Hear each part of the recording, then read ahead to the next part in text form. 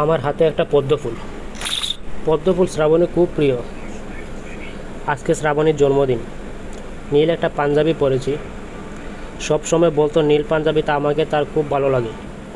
4 বছর কেটে গেল তার ফিরে আসার অপেক্ষায়। 6 বছর আগে আজকের এই দিনে শ্রাবণীর সাথে আমার প্রথম দেখা হয় নদীর পাড়ে। সেই দিনটা আমার আজও মনে আছে। অতীত দিনটা ছিল 11ই ডিসেম্বর 2009। দুপুরবেলা আকাশে সূর্য আছে, তারপরও হালকা হালকা ঠান্ডা লাগছিল। তখন ছিল শীতকাল। কলেজ বন্ধ ছিল, তাই বন্ধুদের সাথে নদীর পাড়ে ঘুরতে আসি।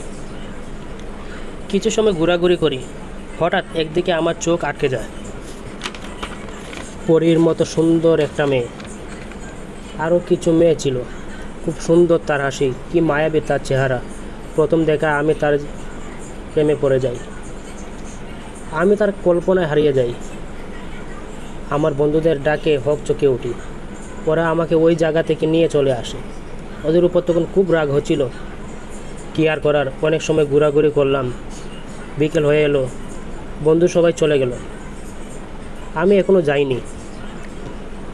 একটা চেয়ারে বসে সেই মেয়েটির কল্পনায় হারিয়ে গেলাম। কি সুন্দর উপরূপ তার চেহারা, কি সুন্দর তার হাসি। প্রথম দেখায় আমি তার মায়ায় পড়ে গেলাম। এত সুন্দর মানুষ হয় তাকে না দেখলে বুঝতেই পারতাম না। এরকম আরও নানান কথা ভাবছিলাম। ঠিক তখন কেউ আমাকে ভাইয়া বলে ডাকছিল। বলো। আপনাকে কখন থেকে ডেকে যাচ্ছি, আপনি কেন উত্তর দিচ্ছেন না? না, আমি অন্য ভাবনায় ছিলাম, তাই খেয়াল করি নাই। বলো, কি বলবা? ভাইয়া, আমি ফুল বিক্রি করি। আমার কাছে একটা পদ্ম ফুল আছে। যদি কিনতেন তাহলে আমি এখন বাড়ি চলে যেতে পারতাম। ও, কত টাকা? 20 টাকা ভাইয়া। পকেট থেকে 100 টাকার একটা নোট বের করে দিলাম। তখন মেয়েটা 80 টাকা ফেরত দিতে চাইলো। আমি তাকে বলি, টাকা ফেরত দিতে হবে না, তুমি খুব সুন্দর, তোমাকে খুশি হয়ে দিলাম। মেয়েটা ধন্যবাদ দিয়ে খুশি মনে সুন্দর করে একটা হাসি দিয়ে চলে যায়। আসলে মেয়েটা খুবই সুন্দর ছিল।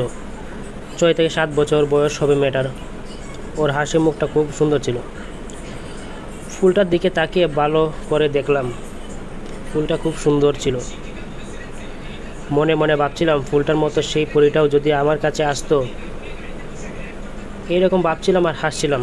পদ্ম ফুলটার একটা ছবি তুলে ফেসবুকে আপলোড করেছিলাম। ঠিক তখনই একটা মেয়েলি কণ্ঠে কেউ আমাকে সালাম দিল। আমি তার দিকে না তাকিয়ে সালামের উত্তর দিয়ে আবারও আপলোড করা ব্যস্ত হয়ে গেলাম। মেয়েটি বলে, একটা কথা বলার ছিল। তখন আমি তার দিকে তাকালাম। তাকিয়ে আমি তো অবাক চোখে দাঁড়িয়ে গেলাম। আমার বিশ্বাস হচ্ছে না, আমি কি সত্যি দেখছি নাকি স্বপ্ন। নিজের হাতে একটা চিমটি কেটে বোঝার চেষ্টা করলাম সত্যি কিনা।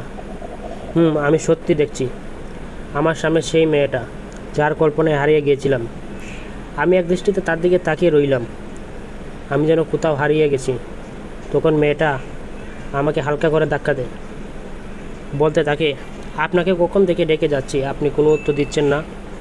কিছু কি হয়েছে আপনার? না, কিছু হয়নি। বলেন, কি বলবেন? তখন মেয়েটি বলে, কিভাবে বলবো বুঝতে পারছি না। সমস্যা নাই, বলেন। আসলে পদ্ম ফুল আমার খুব পছন্দের, কিন্তু আজ কোথাও পদ্ম ফুল খুঁজে পাচ্ছিলাম না।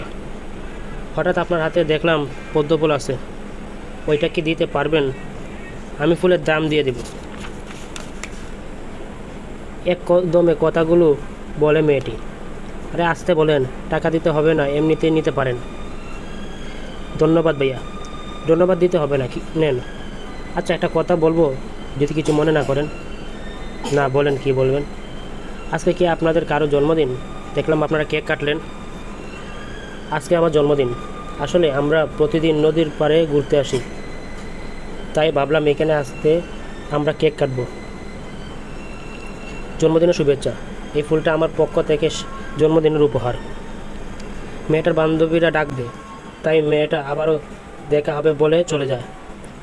আমি মেয়েটা যাওয়ার দিকে তাকিয়ে রইলাম। তারা সবাই চলে যায়। হঠাৎ আমার মনে আসে, এটা কি করলাম?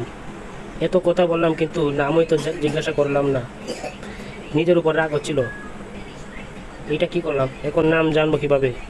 কিছু সময় চিন্তা করার পর মনে আসে মেয়েটা বলেছিল সে প্রতিদিন এখানে আসে, তাহলে কালকেও হয়তো আসবে। তখন তার নাম জানতে হবে। কালকে আসবো ওইটা চিন্তা করে আমিও বাড়ি চলে গেলাম। পুরোটা রাত শুধু তার কথা মনে পড়ছিল। আমি কি তার প্রেমে পড়ে গেলাম নাকি শুধুই আবেগ, কিছুই বুঝতে পারছিলাম না। আসলে ভালোবাসা কাকে বলে তা আমার জানা নাই।